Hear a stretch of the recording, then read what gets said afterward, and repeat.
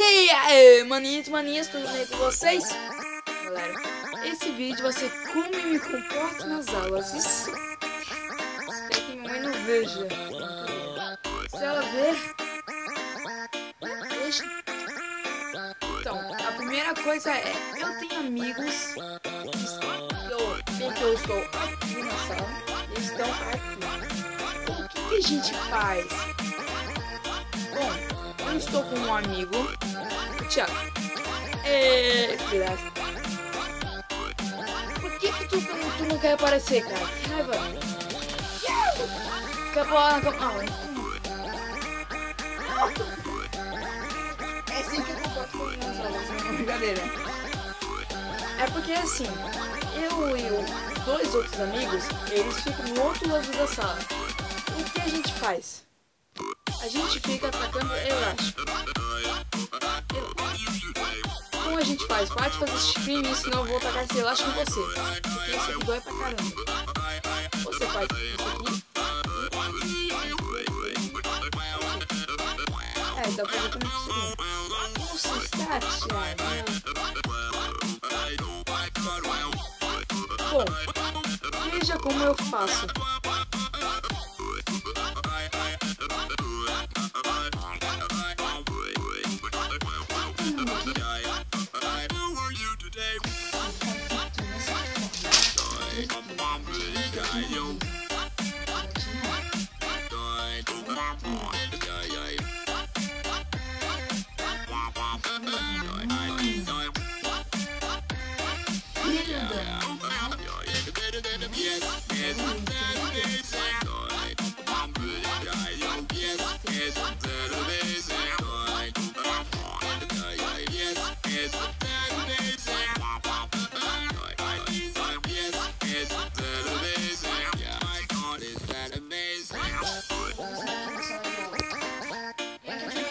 Esses dois vão aqui pra diretoria agora.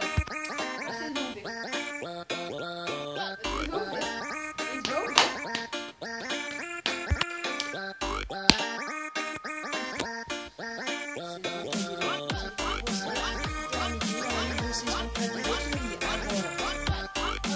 Isso foi ele.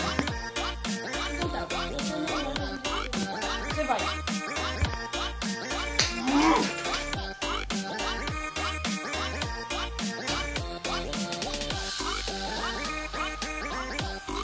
E o pobre Jean morreu. Porque ele é burro. Então, galera, esse foi o vídeo. Espero que tenham gostado. Não esqueça de deixar like, se inscrevam no nosso canal. Esse cabeçudo aqui que nem queria fazer no vídeo. E esse foi o vídeo. E tchau, galera.